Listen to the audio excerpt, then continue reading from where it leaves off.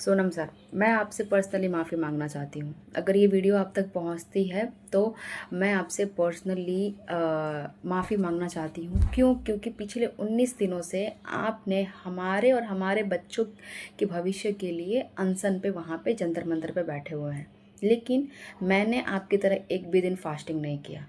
लेकिन मैं दिल से चाहती हूँ कि जिस मकसद से आप फास्टिंग कर रहे हो वो मकसद पूरा हो जाए। लेकिन मैं ये भी जानती हूँ कि आप इस ऐसे देश में फास्टिंग कर रहे हो, आप ऐसे देश में अनशन कर रहे हो और ऐसे पुतलों के सामने कर रहे हो जी। ये पुतले वैसे हैं कि इनके सामने तो इनके माँ और बहन भी आकर इनसे अगर सच के लिए बोलने के लिए बोलेंगे तो मुझे नहीं लगता कि इनकी आत्मा इनको बोलेगी कि हाँ, हमें सच के लिए आगे आना चाहिए, हमें सही के लिए आगे आना चाहिए।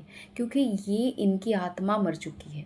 ये सरकार जो हमने चुनी है, ये ऐसी सरकार है जिसमें ना कोई इमोशंस है, ना ही इनमें कोई इनका मतलब इनको बस अपना स्वार्थ देखना है। ये ऐसे लोग हैं जो किसी का भला नहीं करना चाहते हैं। ये बस अपना और अपने बच्चों का भला चाह रहे हैं। ये इतने गिरे हुए हैं, गूंगे हैं, बहरे हैं और एकदम घटिया है। ऐसी सरकार है। अब मुझे भी लग रहा है, जब आप स्टार्टिंग में अनशन कर रहे थे तो मुझे लगा शायद कुछ हो जाएगा, हमारे देश का भी फ्यूचर बदलेगा। लेकिन अब मुझे भी लग रहा है कि ये ऐसे पुतलों के सामने अनशन करने से क्या फ़ायदा।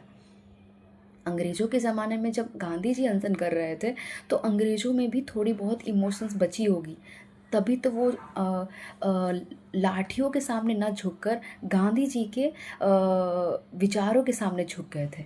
लेकिन ये ऐसे लोग हैं, ऐसे चोर हैं, ऐसे दरिंदे हैं, मतलब मैं मेरे पास वर्ड्स नहीं है, मेरे पास बिल्कुल वर्ड्स नहीं है। मुझे डर है कि कहीं आपकी जान ना चली जाए, क्योंकि आप जैसे हमारे देश के रत्न का जाना हम या हमारे देश के किसी भी देशवासियों के लिए सही नहीं रहेगा। लेकिन मेरी अपील है कि आप इस अनशन को ख़त्म करें, क्योंकि ये एकदम गिरी हुई सरकार है। इनके कानों में जू तक नहीं रेंग रही है और उनके ऐसे ही अंधभक्त चेले हैं जिनको भी कोई फ़र्क नहीं पड़ रहा है।